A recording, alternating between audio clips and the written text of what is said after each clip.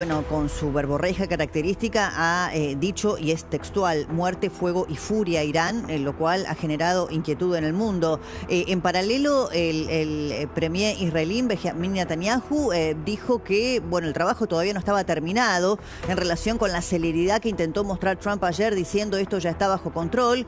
Netanyahu en ese sentido fue más cauto y casi contradictorio con Trump, diciendo este trabajo no está terminado, pero hoy a su vez las autoridades israelíes decían no queremos una situación de conflicto bélico que se extienda demasiado en el tiempo. Hay dos frentes de batalla que hay que entender para comprender este tablero geopolítico en este momento. Por un lado está lo que ocurre en Irán y en todos los países del Golfo, y paralelamente también lo que está ocurriendo en el norte de Israel, donde Irán, que financia grupos terroristas como Hamas y Hezbollah, Israel lo que está intentando hacer es atacar a Hezbollah. Piensen ustedes que hoy dicen que la desconexión entre los líderes iraníes y Hezbollah es mucha y que prácticamente algunos dicen está rota. Históricamente, Irán financiaba a Hezbollah con aproximadamente $1.000 millones anuales, una enormidad. Si se cae el régimen iraní y si se cae el financiamiento para organizaciones terroristas como Hezbollah, bueno, este mapa cambia completamente. Además, Hezbollah ya no tiene ningún tipo de apoyo del gobierno libanés, que lo ha declarado en estas últimas horas como fuera de la ley. Pero esa es la batalla que está librando Israel en el norte y en el Líbano fundamentalmente, y por eso muchos de los periodistas que están cubren en el centro del país y tienen muchas dificultades para llegar al norte del mismo, donde la situación es de extrema tensión. Allí las alarmas no te dan 8 minutos, 10 minutos, te dan segundos para ir a un refugio. Este es el mapa de la guerra.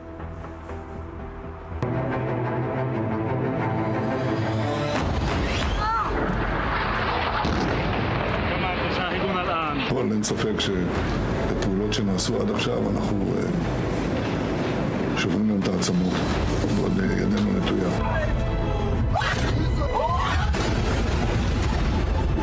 Called it an excursion. You said it would be over soon. Are you thinking this week it will be over? No, You're talking but soon. about days? I think soon. Okay, and with respect Very soon. Look, everything they have is gone.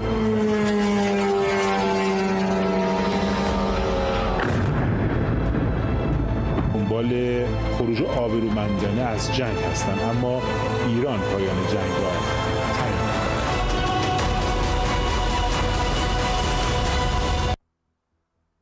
Esta pregunta hoy no tiene respuesta respecto de cuándo termina la guerra, y el punto también es que cuando termine, en qué condiciones va a terminar, porque el objetivo de máxima, que era la caída del régimen, hoy parece un tanto lejano para todos los especialistas e incluso para los líderes tanto de Estados Unidos como de Israel, pero sí la posibilidad de destruir el programa nuclear iraní y bueno, sus misiles y sus drones. Recién decía Trump, no les queda nada, no les queda aviación, no les quedan elementos. Bueno, lo que dicen las autoridades israelíes en este momento es que no tiene ya misiles supersónicos ni hipersónicos, que lo más peligroso que aún conservan, y ese es el problema, son los misiles balísticos con cabezal doble. Estos que se llaman vulgarmente las bombas de racimo, que son de difícil interceptación porque una vez que se abren y lanzan como otras pequeñas, 20 pequeñas bombas en cada una de ellas, que pueden llegar a una distancia de hasta 7 kilómetros del lugar donde se abre. Ahí la interceptación, una vez que se abre, ya es imposible. Julián Schwindelman es analista internacional, experto en Medio Oriente, y está con nosotros. Julián, ¿cómo estás? ¿Qué tal, Débora? ¿Cómo va? Un gusto. Igualmente. ¿Qué ves en la jornada de hoy?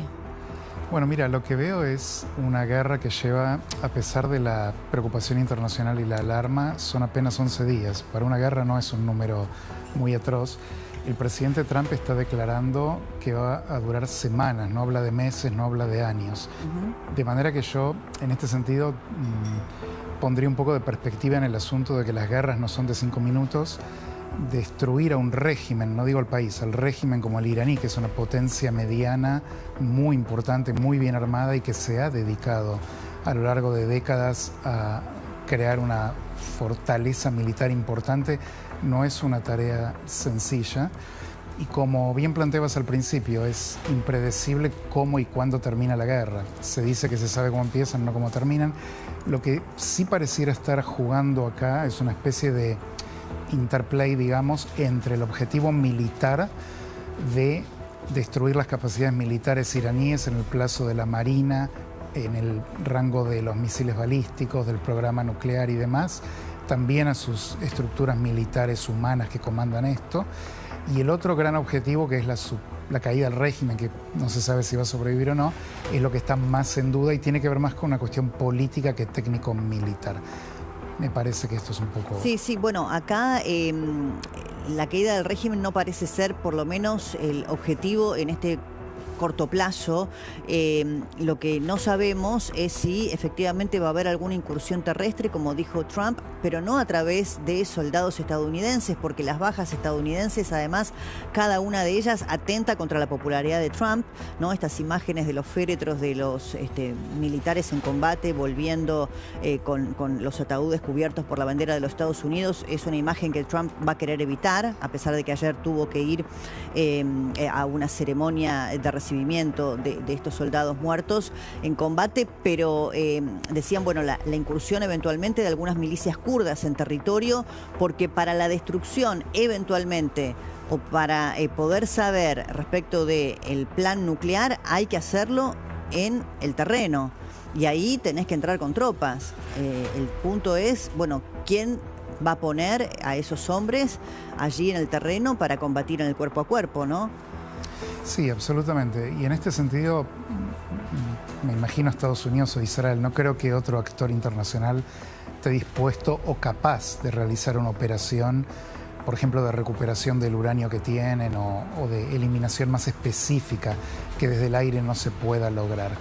Ahí es donde, bueno, se puede complicar porque, como bien señalas, la imagen de los caídos en guerra, envueltos en la bandera norteamericana, presiona mucho al presidente Trump domésticamente, no solo a nivel opinión pública, que está un poco más inclinada en contra de la guerra que a favor en Estados Unidos, sino dentro del propio partido, que conviven dos alas en casi confrontación, ¿no? La que representa de alguna manera el neoconservadurismo un poco más intervencionista y que se percibe como garante de la estabilidad internacional, y por otra parte la más aislacionista representada por el vicepresidente J.D. Vance y el movimiento MAGA. Entonces, en este sentido, creo que lo que se está jugando acá es, por un lado, responder a los hechos del terreno en la guerra, y por otra parte, la dimensión política que impacta en Washington a partir de factores como opinión pública, economía, caídos, sí, evolución propia estratégica y demás. Sí, ¿no? El tema de economía, un tema central del que ahora vamos a hablar, ¿no? Con una declaración de Trump que quizá contribuyó a la caída del precio del petróleo, lo que había generado mucha zozobra en el día de ayer cuando llegó a $120 el barril. Y después, en este tablero de ajedrez complejo, Trump poniendo un posteo diciendo, bueno, vamos a liberar el estrecho de Hormuz y le hacemos un favor, espero que nos agradezcan, a China fundamentalmente, bueno, también a Rusia, porque indirectamente toda la ayuda militar y todo lo que está ocurriendo en el Medio Oriente, en el ataque contra Irán, hace mermar también la ayuda que recibía Ucrania, ¿no? Hoy, bueno, lo vimos también hablar a Zelensky en por eso digo, tablero tan complicado, porque prácticamente cuadruplica la cantidad de misiles de interceptación los que está enviando a la zona de Medio Oriente los Estados Unidos respecto de los que le había aportado en su momento a Ucrania en su lucha después de la invasión rusa. Vamos a actualizar información de lo que pasa ahora con Jan.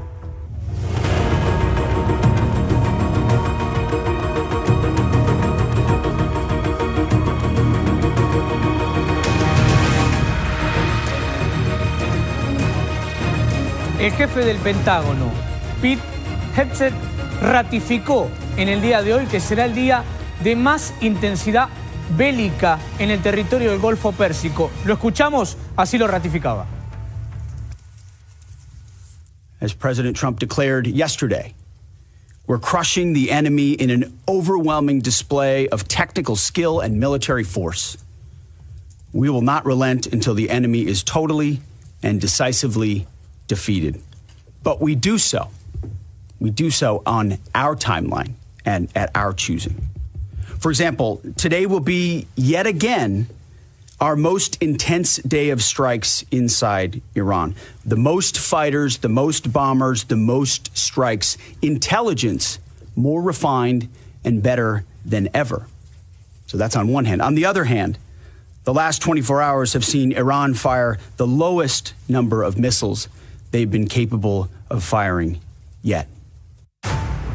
Y ante esto, esta es la imagen en vivo del Estrecho de Hormuz. El enclave por donde siempre Carlos nos marca que pasa el 20% del suministro de petróleo del mundo. Fíjense ustedes, estos pequeños puntos son embarcaciones, algunas que cambian de bandera para no ser aniquiladas. Algunas ponen banderas chinas, otras ponen banderas rusas. Esta es una imagen satelital, esto es territorio y esto es el agua. Por acá circulan cientos y cientos de buques por hora, miles por día. Fíjense ahora, absolutamente nada de movimiento, tan solo algunos y que directamente están esperando algún permiso para poder cargar combustibles, fertilizantes, gas natural licuado. Esto es lo que tratábamos, Débora, en las últimas horas y marcábamos que causa mucho estupor. ¿Qué va a pasar con el precio del petróleo? ¿Va a seguir subiendo? ¿Va a intervenir Rusia, además de Europa, para tratar de que esto vuelva a funcionar? Escuchemos lo que decía el portavoz iraní acerca del enclave en el Estrecho de Hormuz. دومین باره که این اتفاق میفته و در میانه مذاکره به معنای واقعی میز مذاکره داره بمباران میشه. لذا هر میانجیگری هم که باید بخواد صورت بگیره طبیعتاً با شرایطی هست که ابتدا نه فقط آتش بس که اصلا توقف کامل، یعنی به صورتی برسیم که بدانیم که دیگه تکرار نخواهد شد. من مردم ایران هدف این حملات نه آزادی است نه دموکراسی، هدف اونها تجزیه ایرانه. اونها ایران رو پاره پاره و ضعیف میخوان. فراموش نکنیم این جمله رو. و همین که پاسخ کلی دولت این هستش که ما که جنگ آغاز نکردیم ولی ما پایان دهنده اون خواهیم. تنگه هرمز به عنوان یکی از دارایی‌های استراتژیک کشور ما هست، یکی از واقعاً منابع خدادادی جغرافیایی هست که در اختیار کشور قرار داره به جهت لطفی که خداوند به این سرزمین داشته و بدیهی است که در زمانی که کشور در حالت جنگ قرار میگیره حد اکثر بهره برداری از همه منابع باید صورت بگیره. Bueno, aquí dice, nosotros no empezamos la guerra, claro, como si Irán hubiese sido un país de paz, ¿no? Que hubiera sido de un día al otro, víctima de una incursión militar conjunta de los Estados Unidos e Israel, cuando sabemos que Irán ha financiado históricamente a las organizaciones terroristas que no solamente han buscado la destrucción sistemática del Estado de Israel a través del lanzamiento de misiles desde la frontera con Hamas o lo que ocurrió luego el 7 de octubre, sino en el mundo entero, ¿no? Con distintos atentados terroristas, y la Argentina hemos visto lamentablemente dos de ellos, ¿no? Embajada de Israel y AMIA. Respecto de las consecuencias económicas, de lo que recién también se hablaba, vamos a incorporar a Daniel Gerold, que es experto en energía. Gracias por atendernos, Daniel. ¿Qué tal? Buenas tardes, ¿cómo están? Bien, bueno, hoy se ha calmado un tanto la situación, no sé si promovida por declaraciones del propio Trump, que creo que adrede lo hizo para evitar que siga la escalada del precio del petróleo después del pico de ayer de $120 el barril. ¿Qué cree usted que puede pasar en el corto plazo? Bueno, es muy difícil saberlo. La verdad que si lo supiera, nadie tiene la bola de cristal acá. Ayer claramente el presidente Trump salió a calmar los mercados al indicar que esta guerra se iba a terminar pronto, pero hace unas horas, ustedes lo mostraron, el ministro, o lo que sería el secretario de Defensa de Estados Unidos, modificó este panorama, y el petróleo, que se había caído en una magnitud extraordinaria desde ayer, casi 17%, ahora recuperó, cae nada más que 10%, pero llegó a $82, recién en media hora subió $89, con lo cual la volatilidad es extraordinaria, ¿no? Sí, sí, lo cual también hace difícil hacer predicciones, porque bueno, nosotros estamos mirando mucho el mercado local, lo que va a pasar después en los surtidores, ¿no? Respecto de, bueno, un país que tiene por delante un proceso de desinflación y en los combustibles un eje central de, bueno, toda la cadena de valor que implica que suban los combustibles, no solamente el que va a cargar nafta para su vehículo particular, ¿no? Sino toda la cadena de valor que impacta si sube el precio de la nafta, del gasoil. Sí, sí. Hay que tener en cuenta algo, ¿no? Desde principio de año hasta ahora, y en el valor de ahora, que es $89, $88, el petróleo subió 50%, y en el surtidor no debe superar el 10%. La mayor parte de eso son impuestos que se subieron, ¿no? Que el gobierno viene aumentando mes tras mes. La petrolera no lo traspasó, ¿sí? Y esto es muy raro porque en Estados Unidos o en Europa la semana pasada subieron 25% los combustibles. El gasoil, que hay un problema puntual de escasez en el mundo, subió más. Y acá no subió nada, lo cual es una anormalidad. Obviamente esto no tiene por qué, como en otros mercados del mundo, subir en el día a día o bajar en el día a día, pero creo que acá hay un impacto a trasladar a precios relevante hacia el futuro, que veremos qué es lo que sucede. Ahora, tampoco es cierto que si sube 10% el precio del gasoil, todos los productos de un supermercado que se transportan en un camión, que le subió efectivamente 10% el costo del gasoil, tengan que subir 10%. Porque el gasoil es 1/3 de los costos del camión. No, eso usted tiene razón, Daniel. Lo que pasa es que en la Argentina inflacionaria, ¿no? Acá usted sabe cómo es. Hay una dinámica, ¿no?, de vivir bajo inflación, que en la discusión de estas últimas semanas respecto de los empresarios o los textiles, el aumentar por las dudas o buscar márgenes altos de rentabilidad para cubrirse ha sido una constante. Por eso está bien lo que usted marca. Si sube 20%, no necesariamente el precio del gasoil, en la góndola todo tiene que subir el 20%. No, entiendo que es así, yo lo conozco perfectamente. Siempre a lo largo de los últimos 25 años que he tenido alguna participación pública, trato de llevar un análisis objetivo y cuantitativo, ¿no es cierto? Un 5% de suba en el surtidor representa en el índice de precios al consumidor, por ejemplo, 0,28%, ¿sí? Y en el mayorista 0,35 o algo por el estilo. Lo que quiero decir, y conozco ese contagio, creo que por eso YPF básicamente, que es el 55% del mercado, no ha aumentado por el momento en forma relevante los precios de los combustibles, porque se conoce esto, especialmente cuando viene subiendo el índice, ¿no? Ahora, no es una situación de estabilidad en el negocio, porque imagínese un refinador, alguien que vende combustibles, que no tiene producción de petróleo propia, está perdiendo plata variable, o sea, está regalando un precio de combustible que le cuesta de repente 20 o 30% más caro en la materia prima, y eso no dura mucho, ¿no? Sí, Carlos. Algo va a pasar, por lo tanto, voy a su pregunta, es muy pertinente y es excelente. Acá hay un problema importante. Sí, sin duda. Sí, Carlos. Daniel, buenas tardes. Carlos Arvía te saluda. ¿Cómo estás? Buenas tardes, Carlos. Bueno, con todo lo que vos sabés, lo que yo te quería preguntar es cómo está hoy plantada energéticamente la Argentina, tanto en petróleo y gas. Vos fuiste uno de los primeros que habló de esta idea de revertir el déficit energético que tuvo la Argentina durante tanto tiempo en el kirchnerismo. ¿Cómo está plantada en este conflicto hoy la Argentina? Si nos podés hacer un pequeño resumen. Bueno, gracias por el recuerdo, ¿no es cierto? Sí, hace muchos años vengo diciendo esto, y la verdad que es una gran satisfacción que la Argentina revirtió la condición de importador neto, que tanto nos perjudicó cuando hubo precios altos. Por ejemplo, en el 2022, la invasión a Ucrania por Rusia, eso produjo una eclosión de precios parecida a la de ahora, y la Argentina fue importador neto, y por eso se decidió en el gobierno de aquel entonces hacer un gasoducto, que después se hizo. Y todo eso, más la exportación y el crecimiento de la producción, que empezó en el gobierno pasado y se acelera un poco con eso ha revertido, y la Argentina, de tener un déficit de menos 4.500 millones de dólares en el 2022, el año pasado tuvo un superávit de 7.800. Al aumentar tanto los precios de petróleo, ese superávit se va a aumentar este año.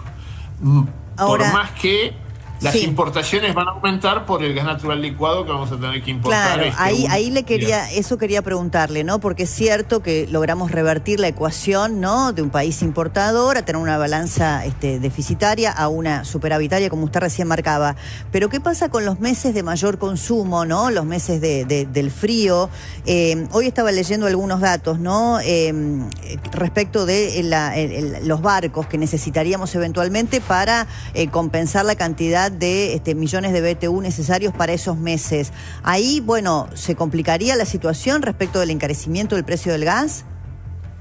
Sí, por parte de las divisas, eso, si bien es mucha plata, obviamente, pero es bastante menos que las exportaciones, con lo cual desde ese punto de vista no hay el problema que hubo en las últimas 2 décadas.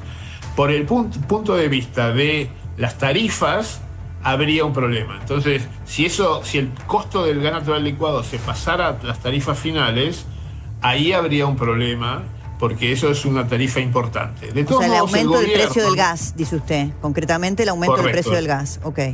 El gas natural licuado, el que viene por barco, sí. Eso aumentó 80% la última semana.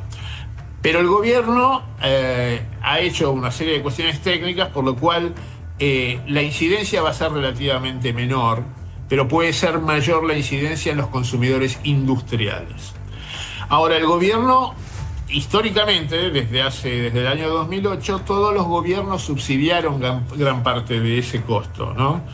La duda es si el gobierno va a mantener, ante este hecho excepcional, el subsidio que se había mantenido. Yo no lo sé, ¿no? El gobierno dice que no, o ha dicho que no. Sí, todo dependerá, Daniel, del equilibrio de las cuentas públicas, en tanto y en cuanto no afecte el superávit, ¿no? Esa es la clave. Pasa que también es cierto que nosotros tenemos varios proyectos respecto de las plantas de licuefacción, pero hasta donde yo sé son proyectos que van del 2027 al 2029, 30, digamos, no antes de ese tiempo, ¿no? Para que la Argentina pueda revertir también esa ecuación y exportar el gas. Sin duda. Ahora, la magnitud eventual de un subsidio, de mantener o, digamos, no traspasar los precios que regían hasta febrero, por ejemplo, a los nuevos precios, no va a eliminar el déficit fiscal. Naturalmente lo disminuiría, pero está amortiguado porque también el Estado Nacional va a cobrar más por los derechos de exportación del petróleo, ¿no es cierto? Entonces, la cuenta... Sí, y otras commodities quizá, ¿no? Directa. Hay que ver qué pasa con los granos. El precio de las hojas también. También. Ahora, Daniel, yendo en particular al conflicto, y se habla mucho del tema del estrecho de Hormuz, que Irán está amenazando, digamos, con destruir. Digo, ¿qué significa eso para la energía del mundo? Bueno, es un hecho que no tiene precedentes, porque en otros conflictos serios, como por ejemplo fue en 1979, cuando el régimen de Irán tomó el poder, cuando cae el Shah de Persia, lo que se restringió fue el 6 o el 7% del consumo de petróleo y derivados que había en aquel momento. En 1973, con el embargo petrolero, también fue el 7%. Hoy es 20% esto. Entonces, esto es de una magnitud que no tiene precedentes. Ahora, esto se están tratando de reanudar. Hay un oleoducto que va desde el Golfo Arábigo hasta el Mar Rojo, que está de Arabia Saudita. Están tratando de reactivarlo y seguramente se va a entrar. Sí, ahí creo, acá vos corregime si no, Julián, que ahí en el Mar Rojo tienen algunos problemas también en esa zona por los hutíes, ¿no? Así que, digamos, no está fácil el panorama en ningún caso. Efectivamente. Sin duda, sin duda. Yemen, en el sur de la península arábiga, atacan y han atacado a cargueros que pasaban por el canal de Suez. Pero, digamos, se va a morigerar este impacto, lo que anunció el presidente Trump, de aportar dinero para que las reaseguradoras garanticen los seguros a los dueños de los barcos, porque tienen miedo de que le destruyan un barco. Y entonces sin seguro no van a cruzar. Hay un montón de cosas para normalizar. Ahora espere que le quiero repreguntar algo de lo que usted decía, haciendo un paralelismo, una retrospectiva, ¿no? En 1979, cuando cae el Shah, Reza Pahlavi, y viene el régimen de los ayatolás y otros momentos de la historia. También es cierto que en aquel entonces Estados Unidos no tenía otras fuentes de provisionamiento como las tiene hoy. E incluso su propio superávit. porque previo a este evento que se desarrolla desde fin de febrero hasta ahora, la preocupación en el mercado petrolero es que había una sobreoferta de petróleo. Claro. Porque hay muchos países que producen, ¿sí? Entonces, esto en otras circunstancias hubiera sido mucho peor, ¿sí? De todos modos, esto deja un premio en el precio de guerra y por el riesgo permanente que va a existir, porque Irán ha hecho algo que de algún modo, desde el punto de vista militar, pareciera inteligente. Con drones, o sea, con un costo muy bajo, atacó instalaciones petroleras de todos sus países árabes vecinos, a excepción de Omán, que fue el mediador en Ginebra hasta que se rompieron las negociaciones. Entonces, siempre con un dron, y siempre va a haber un dron suelto, pueden atacar un barco petrolero. Ahora, ¿por qué dice usted una jugada inteligente inteligente en ese sentido? Porque es cierto que Irán decidió atacar a países que en algún tiempo fueron aliados, desde Arabia Saudita, Emiratos Árabes Unidos, porque atacó sus refinerías de petróleo. Entonces ellos rápidamente salieron a condenar a Irán por estas acciones, pero da la sensación de que eso políticamente no les ha convenido. Bueno, no estoy haciendo un juicio de valor, no estoy diciendo que con un bajo costo, con drones, logran destruir y mantener un riesgo latente al atacar instalaciones petroleras, cosa que nunca se había hecho en Medio Oriente, de atacar instalaciones petroleras o yacimientos. Entonces, esto le da un poder relativo para una eventual negociación a Irán. Eso es lo que quiero resaltar. Ok, entiendo. Por muy poco. No con grandes misiles, no con grandes armamentos, no con instalaciones de lanzamiento de misiles, con muy poco, porque el dron es una cosa asombrosa, ¿no? Que con muy poco causa un daño importante y deja un daño remanente importante. Sí, bueno, es importante lo que usted dice, a punto tal que el príncipe heredero saudita, Mohammed bin Salman, le había pedido a Donald Trump, atacar Irán como consecuencia de que también ellos estaban viendo atacada su vulnerable infraestructura petrolera, ¿no? Ahora, ¿qué pasa con China? Porque hoy, en un tuit también muy desafiante, Trump dice, bueno, vamos a hacer todo lo posible para liberar el estrecho de Hormuz, lo vamos a hacer, y espero que China nos agradezca el favor indirecto que le estoy haciendo, ¿no? En medio de una guerra China-Estados Unidos, porque, bueno, China es el principal, ¿no? Se abastece principalmente por allí.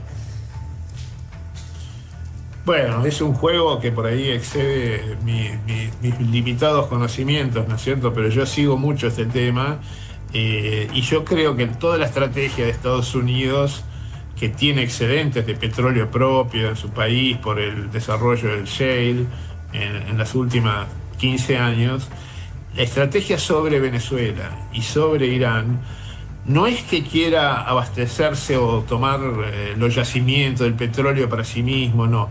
Lo que quiere es tener bajo su opinión el suministro de petróleo a China. Claro. Bueno, ahí te meto a vos, Julián, porque da la sensación, por lo menos por la información que hay sobre la mesa, de que Netanyahu ya en junio quería avanzar sobre Irán. Había dicho que una vez terminado el tema Gaza no estaba la tarea finalizada, que había que ir contra Irán, que Trump le pidió tiempo, y ese tiempo fue precisamente el que permitió la operación de extracción de Maduro de Venezuela, el gobierno tomado por Delcy Rodríguez, en sintonía con los Estados Unidos, y todo el tema petrolero que Trump puso sobre la mesa sin ningún tipo de pudor. Dijo, a mí me interesa el petróleo, no la democracia por ahora. Hay acá todo un juego estratégico, ¿no? En ese sentido. Definitivamente, Débora. Y yo creo que lo que está haciendo Trump es atacar los flancos, los eslabones débiles del eje de las potencias revanchistas, que está integrado por Rusia, por Irán, Corea del Norte, y en un sentido de apoyo Venezuela, Cuba y otros satelitales, ¿no? En este sentido, al haber transformado a Venezuela de aliado de China e Irán y de proveedor de petróleo de ellos en un país controlado por Estados Unidos, no digo un aliado porque no lo es, pero es un aliado forzoso en un sentido, ¿no? Obligadamente. Bueno, ha acotado la supervivencia del régimen cubano, ha restringido la capacidad de hacer lío de la propia Venezuela y le ha quitado un proveedor a China y a Rusia y a Irán en parte también.